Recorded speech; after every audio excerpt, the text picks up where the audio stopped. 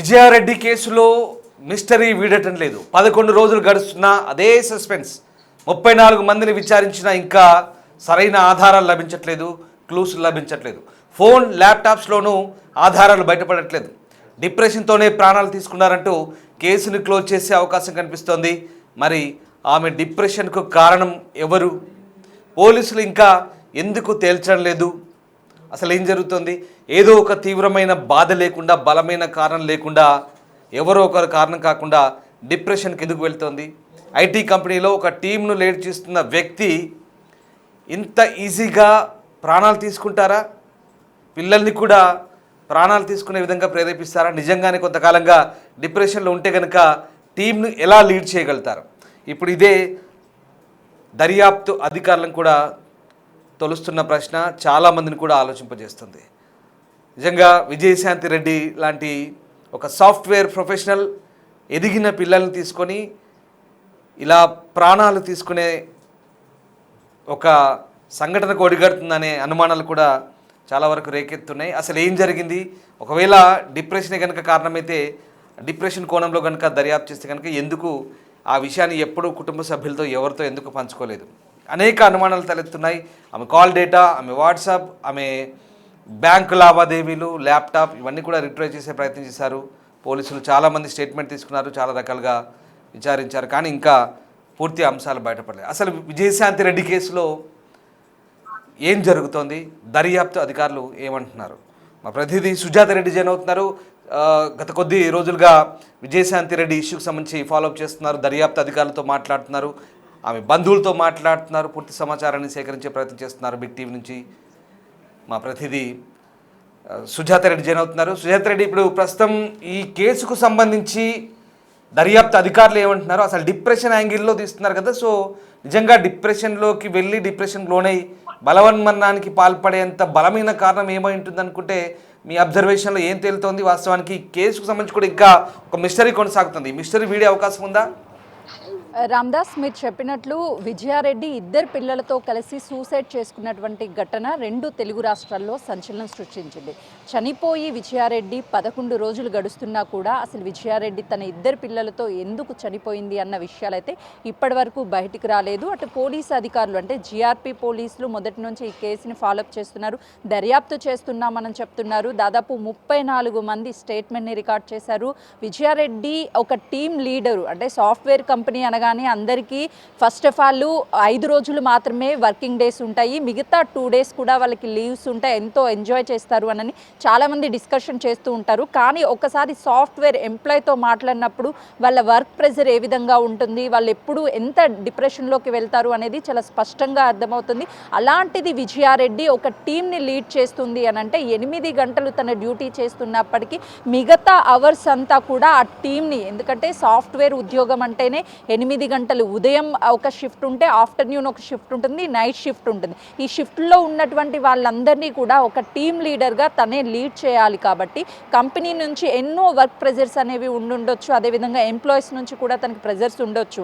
ఒకవైపు ప్రెజర్తో పాటు మానసికంగా పిల్లలు ఇప్పుడిప్పుడే కాలేజెస్లో జాయిన్ చేసి కాలేజ్ ఫీజెస్ కట్టాలి, దాంతోపాటు ఆడపిల్ల ఉంది కాబట్టి తన ఫ్యూచర్ గురించి ఆలోచనలు ఉంటాయి. విజయారెడ్డి భర్త దుబాయ్లో ఉంటాడు, విజయారెడ్డి మాత్రం తన తల్లితో ఉంటుంది. కొంతమేరకు ఆ తల్లి ఆరోగ్య పరిస్థితి కూడా బాగోలేకపోవడము, వాళ్ళ భర్త అక్కడ ఉండడము, ఆఫీస్ వర్క్ ప్రెజర్స్ కావచ్చు, అదేవిధంగా పిల్లల చదువులు, భవిష్యత్తులో వాళ్ళ ఫ్యూచర్ ఏంటి, ఇవన్నీ కూడా ఒక్కసారిగా ఒక మహిళ అయ్యుండి వీటన్నిటిని ఆలోచించి కొంతమేరకు డిప్రెషన్లోకి వెళ్ళే అవకాశం అయితే ఉంది. దాంతోపాటు ఒకవేళ తన అన్నయ్యకో అమ్మకో షేర్ చేసుకోవచ్చు అని చెప్పేసి సోషల్ మీడియా వేదికగా చాలా కామెంట్స్ వస్తున్నాయి. అంటే ప్రతి ఒక్కటి కూడా అమ్మాయి అయినా సరే అబ్బాయి అయినా సరే కొంతవరకు మాత్రమే కుటుంబ సభ్యులకి షేర్ చేసుకోగలరు. కొన్ని విషయాలు అనేది వాళ్ళే డిప్రెషన్లోకి లోన్ అవ్వడము, పక్కన వాళ్ళకి చెప్పుకోలేనటువంటి సిచ్యువేషన్లో ఉంటారు. కాబట్టి అలాంటి వాటిని, అంటే ఒకవేళ తల్లికి చెప్పాలనుకున్నా, వాళ్ళ అన్నయ్యకి చెప్పాలనుకున్నా వర్క్ జరిగేటువంటి విషయాలు వాటిని షేర్ చేయగలుగుతుంది, లేదంటే కొన్ని ఫ్యామిలీలో జరిగేటువంటి సిచ్యువేషన్స్ షేర్ చేయగలుగుతుంది. అలానని చెప్పేసి తన లైఫ్లో జరిగేటువంటి ప్రతి ఒక్క మూమెంట్ని కూడా ఎవ్వరూ కూడా తన కుటుంబ సభ్యులతో షేర్ చేసుకోలేరు. కాబట్టి వాళ్ళ కుటుంబ సభ్యులు కూడా అదే చెప్తున్నారు. అంటే ఎలాంటి ప్రెజర్స్ అయినా ఉండుండొచ్చేమో కానీ ఏ రోజు కూడా మా ఇంట్లో మాతో షేర్ చేసుకోలేదు. విజయారెడ్డి చాలా డేర్గా ప్రతి ఒక్కటి కూడా ఫైట్ చేయగలవంటి క్యాపబిలిటీ ఉన్నటువంటి పర్సన్ విజయారెడ్డి అని చెప్పేసి కుటుంబ సభ్యులు చెప్తున్నారు. ఫైనాన్షియల్గా అంటే ఎలాంటి అప్పులు లేకపోయినప్పటికీ పెద్దగా ఆస్తులు కూడబెట్టి కోట్లాది రూపాయలు అయితే వాళ్ళ వెనక ఏమీ లేవని కూడా వాళ్ళ కుటుంబ సభ్యులు చెప్తున్నారు. కాబట్టి పోలీసులు మాత్రము డిప్రెషన్లో చనిపోయి ఉంటుంది అని చెప్పేసి ఎక్కడా అఫీషియల్గా అనౌన్స్ చేయలేదు. కానీ బయట వస్తున్నటువంటి వార్తలకి ఇప్పటి వరకు పోలీసులు ఎవరూ కూడా ఖండించలేదు. ఎందుకంటే మొదటి నుంచి అటు డిప్రెషన్లోకి చనిపోయింది వెళ్ళి అని చెప్పేసి చాలా వరకు వార్తలు వస్తున్నప్పుడు ఆ వార్తల్ని ఖండించాల్సినటువంటి బాధ్యత కేసు దర్యాప్తులో ఉంది. కాబట్టి జీఆర్పీ పోలీసులకు ఉంది. ఎందుకంటే కుటుంబ సభ్యులు ఒకవైపు ఒక కుటుంబాన్ని అంటే కేవలం తన అక్కనో లేకపోతే తన కూతుర్నో కాదు కోల్పోయింది, ఒకేసారి ఒక కుటుంబంలో ముగ్గురు వ్యక్తుల్ని ఆఖరికి చివరి చూపు కూడా చూసుకొని గుర్తుపట్టకోలేనటువంటి సిచ్యువేషన్లు రైలు పట్టాల కింద పడి నుజ్జు అయిపోయినటువంటి కుటుంబ సభ్యులని చూస్తే వాళ్ళని మనకి ఎలాంటి అనుబంధం లేనటువంటి మనమే వాళ్ళ మృతదేహాలు చూసినప్పుడు ఒక ఎమోషనల్గా ఏంటి సిచ్యువేషన్, రెండు తెలుగు రాష్ట్ర ప్రజలు ఈ కేసుకి సంబంధించి అసలు ఏం జరుగుతుంది, విజయారెడ్డి మృతికి కారణం ఏంటి అని అందరూ న్యాయం జరగాలి అని చూస్తున్నారంటే మరి కుటుంబ సభ్యుల బాధ అనేది వర్ణాతీతము. ఇప్పటికి కూడా వాళ్ళ కుటుంబ సభ్యులతో మాట్లాడినప్పుడు ఇప్పటికే మా కుటుంబాన్ని మేము కోల్పోయాము, ఇక మేము కూడా బ్రతికి కూడా బ్రతకనట్టుగానే ఉంది, ఏం చేయాలో అర్థం కానటువంటి సిచ్యువేషన్లో ఉన్నాము అని చెప్పేసి వాళ్ళు ఎమోషనల్గా మాట్లాడుతుంటే అది ప్రతి ఒక్కరిని కూడా కలిచివేస్తుంది. వాళ్ళ కుటుంబ సభ్యులు కూడా న్యాయం జరగాలి, ఎవరు విజయారెడ్డి చావుకి కారణం ఇవన్నీ పోలీసులు చెప్పాలి, అది మీడియానో లేదంటే బయట ఉన్నటువంటి సోషల్ మీడియాలోనో పబ్లిక్కో చెప్పాల్సినటువంటి వార్తలు కాదు అని చెప్పేసి వాళ్ళు చెప్తున్నారు. మేము ఎన్ని రోజులైనా సరే వెయిట్ చేస్తాం, న్యాయం జరగాలి అని చెప్పేసి కుటుంబ సభ్యులు కూడా కోరుకుంటున్నారు. ఎందుకంటే వాళ్ళు ఇప్పుడల్లా ఆ బాధ నుంచి కోలుకొని బయటకు వచ్చేటువంటి సిచ్యువేషన్ లేదు.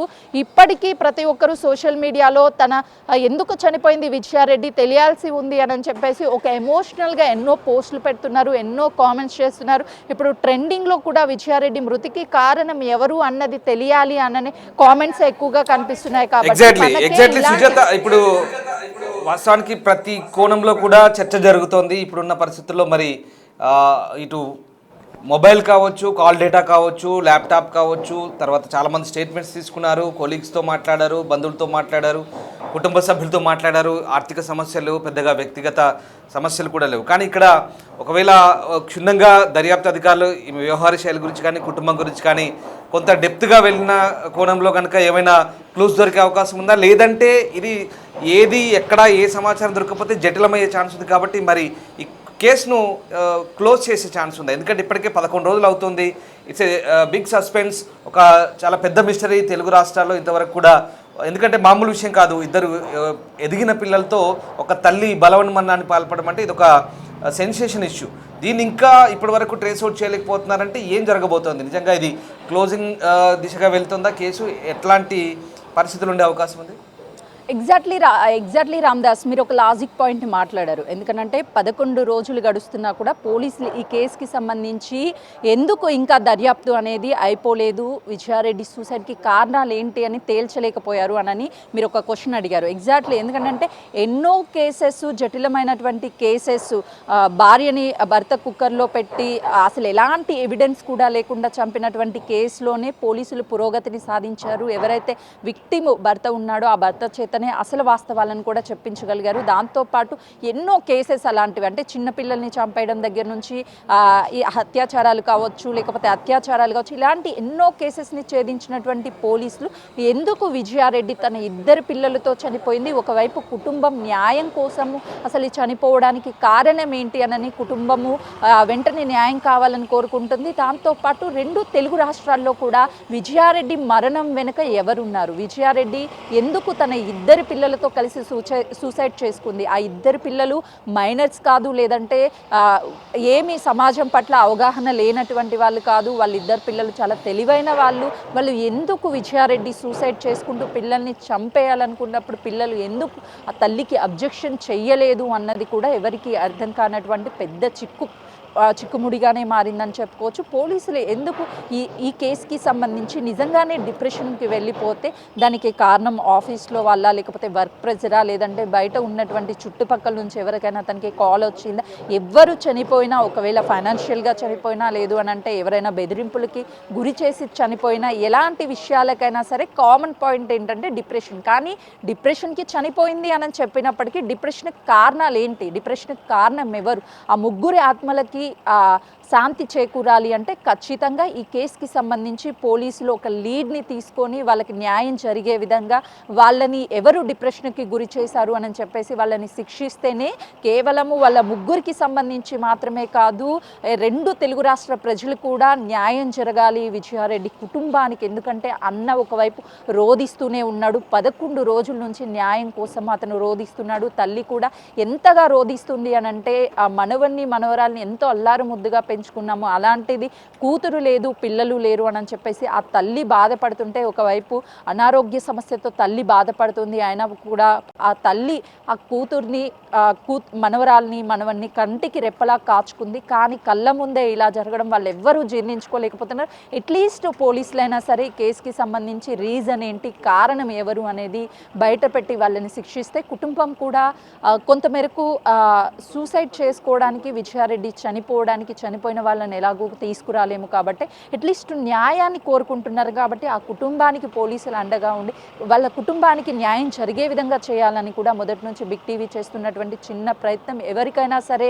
ఇలాంటి ఘటనలు జరిగినప్పుడు అండగా పోలీసులు కానీ, లేకపోతే న్యాయం కోసం వాళ్ళు పోరాటం చేస్తూ ఉంటారు కాబట్టి ఆ టైంలో పోలీసులు ఖచ్చితంగా కూడా ఇన్ఫర్మేషన్ గ్యాదర్ చేసి ఈ కేసుకు సంబంధించి అంటే పోలీసులు నిన్న మొన్నే అనుకున్నాను చాలామంది ప్రెస్ మీట్ పెట్టి ఏదో క్లారిటీ ఇస్తారని, బట్ ఇంకా అది ఈ విషయం తేలట్లేదు కాబట్టి బహుశా పోలీసులు ఏదో క్లారిటీ ఇచ్చే ఛాన్స్ ఉందా ఇవాళ రేపు కానీ. ఎందుకంటే మీరు అంటున్నట్టు మనం చెప్పుకుంటున్నట్టు నెటిజన్లు పెద్ద చర్చ తీస్తున్నారు దీన్ని. అఫ్కోర్స్ ఒక ఇష్యూ జరిగినప్పుడు ఒక సాఫ్ట్వేర్ టెకీ ఎంప్లాయీ కాబట్టి చాలామంది చాలా యాక్టివ్గా ఆ చర్చలో పాల్గొంటుంటారు, కారణాలు విశ్లేషిస్తుంటారు. మీడియా ఛానళ్ళు, వార్తా ఛానళ్ళు రకరకాలుగా ఎవరికి తోచిన రీతిలో వాళ్ళు కథనాలు కూడా అల్లుతున్నారు. బట్ పోలీసులు ఇంతకీ విషయం తేల్చాల్సిన పోలీసులు క్లారిటీ ఎప్పుడు ఇవ్వబోతున్నారంటే మనం ఎప్పుడు దీన్ని ఎక్స్పెక్ట్ చేయొచ్చు?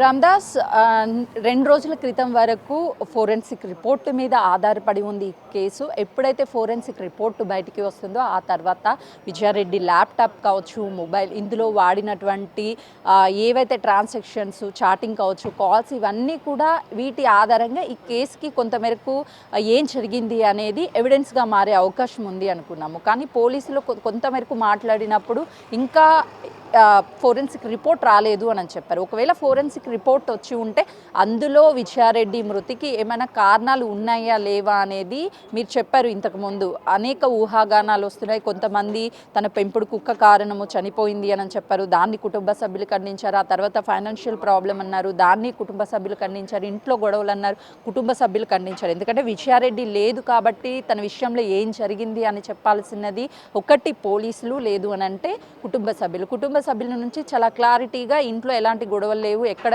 ఏం జరగలేదు అని చెప్పేసి వాళ్ళ కుటుంబ సభ్యులు చాలా క్లారిటీగా చెప్తున్నారు. ఇక చెప్పాల్సింది పోలీసులు ఫోరెన్సిక్ రిపోర్ట్ అనేది వస్తుందేమో, ఆల్రెడీ వచ్చి ఉంటుందేమో అని చెప్పేసి డిప్రెషన్ అదంతా చెప్తున్నారు. కానీ 2 రోజుల క్రితము ఫోరెన్సిక్ ల్యాబ్లో జరిగినటువంటి ఫైర్ ఇన్సిడెంట్ ద్వారా అన్నీ కూడా అక్కడ ఉన్నటువంటి ఎవిడెన్స్ అన్నీ కాలిపోయాయి. ఒకవేళ నిజంగానే ఫోరెన్సిక్లో అగ్ని ప్రమాదం జరగకముందు రిపోర్ట్ వచ్చి ఉంటే పోలీసులు ఈ ఊహాగానాలన్నిటికీ కూడా తెరదింపే విధంగా ఫోరెన్సిక్ కానీ, ల్యాప్టాప్లో కానీ, మొబైల్లో కానీ అంటే వచ్చినటువంటి రిపోర్ట్లో ఏమీ లేదు అని అట్లీస్ట్ పోలీసులు చెప్పుండేవాళ్ళు. అంటే ఫోరెన్సిక్ రిపోర్ట్ అనేది ఒకవేళ అందులో ఏమైనా సరే అగ్ని ప్రమాదంలో పోవడం వల్ల పోలీసులు ఏం చెప్పలేకపోతున్నారా, ఈ కేసుని ఏ విధంగా దర్యాప్తు చేస్తున్నారు అనేది కూడా అర్థం కానటువంటి ప్రశ్న. 2-3 రోజుల్లో ప్రెస్ మీట్ పెట్టేటువంటి అవకాశాలు ఉంటే ఖచ్చితంగా ఫోరెన్సిక్ రిపోర్ట్ వచ్చి ఉంటే ఎప్పుడో పెట్టి ఉండేవాళ్ళు. అంటే ఆ ఫోరెన్సిక్ రిపోర్ట్ మేబీ అగ్ని ప్రమాదంలో మిస్ అయ్యి ఉండొచ్చేమో అని చెప్పేసి ఒక అనుమానం అయితే వ్యక్తమవుతుంది. Ramdas, yes, thanks for the update Sujatha. So ఇది ప్రస్తుతం విజయశాంతిరెడ్డి మరణానికి సంబంధించి ఇంకా మిస్టరీ వీడడం లేదు. రకరకాల ఆధారాల కోసం పోలీసులు దర్యాప్తు చేస్తున్నారు, కానీ ఇంకా ఈ అంశం చిక్కుముడిగానే మారుతోంది. ప్రస్తుతం ఈ ఘటనకు సంబంధించి పోలీసులు అనేక కోణాల దర్యాప్తు చేస్తున్నారు. అయితే ఇది పిల్లలతో కలిసి ఆమె బలవన్మరణానికి పాల్పడడం వెనుక ఏదో బలమైన కారణం ఉంటుంటుంది. ఒకవేళ మానసిక కుంగుబాటు అయితే కనుక ఎందుకు ఆ డిప్రెషన్కు లోనైంది, కుంగుబాటుకు గురైంది? దానికి ఒక కారణం ఉంటుంది కదా. బతికడానికి వీలైనంత తీవ్రమైన నిర్ణయం తీసుకున్నప్పుడు ఏదో ఒక బలమైన కారణం, ఏదో ఒక అంశం గట్టిగా ఉండి ఉంటుంది. ఎందుకంటే తన భూమి మీద బతకొద్దు, ఉండొద్దు అనుకుంది. తనతో పాటు పిల్లల్ని కూడా ఒంటరిగా వదిలేసే ఉద్దేశం తనకు లేదు. పిల్లలు కూడా తను లేకపోతే ఎలా ఉంటారు అనే ఒక భయం, ఒక ప్రేమతో కూడిన భయము లేదా ఆందోళన, లేదా ఒంటరిగా పిల్లల్ని వదిలి ఉంచకపోవడము. ఎందుకంటే చిన్న పిల్లలు కూడా కాదు, పోనీ సంఖలో ఎత్తుకొని అలా వెళ్ళి ఏదో చేసుకుందంటే కాదు, అది చిన్న పిల్లలు కాదు. ఆమె కంటే హైట్ ఉన్నారు, ఆమె కంటే అంటే ఎదిగిన పిల్లలు, దాదాపుగా ఇంటర్ చదివే పిల్లలు వీళ్ళంతా కూడా. సో ఆ పిల్లలు కూడా ఎలా ప్రేరేపించింది వాళ్ళని కూడా, వాళ్ళు ఎలా ఒప్పుకున్నారు? నిజంగా చాలా ఆలోచిస్తేనే 11 రోజులు గడుస్తోంది.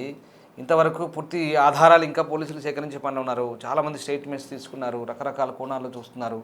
ఎందుకంటే అంత ఈజీగా వదిలేసే కేసు కాదు ఇది.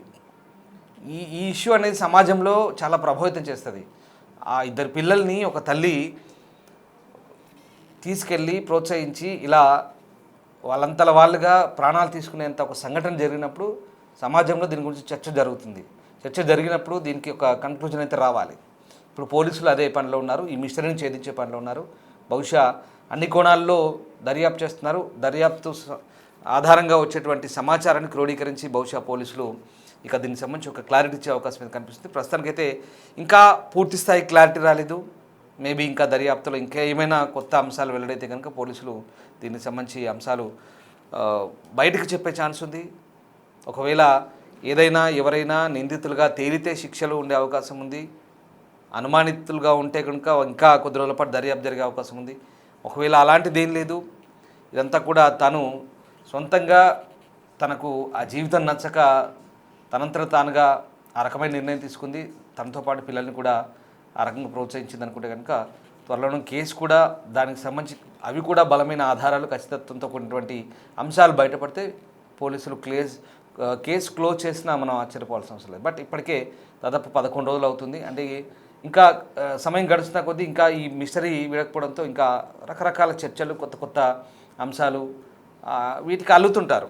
మీడియా కథనాలు, ఇంకా వెబ్సైట్లు, న్యూస్లు, ఇవన్నీ కూడా న్యూస్లో రకరకాలుగా వస్తుంటాయి. సోషల్ మీడియాలో రకరకాల చర్చలు వస్తుంటాయి. కాబట్టి దీనికి ఫుల్ స్టాప్ పెట్టాల్సిన అవసరం అయితే ఉంది. మేబీ పోలీసులు ఈ అంశానిపై త్వరలోనే క్లారిటీ ఇచ్చే ఛాన్స్ కూడా ఉన్నట్టుగా కనిపిస్తుంది.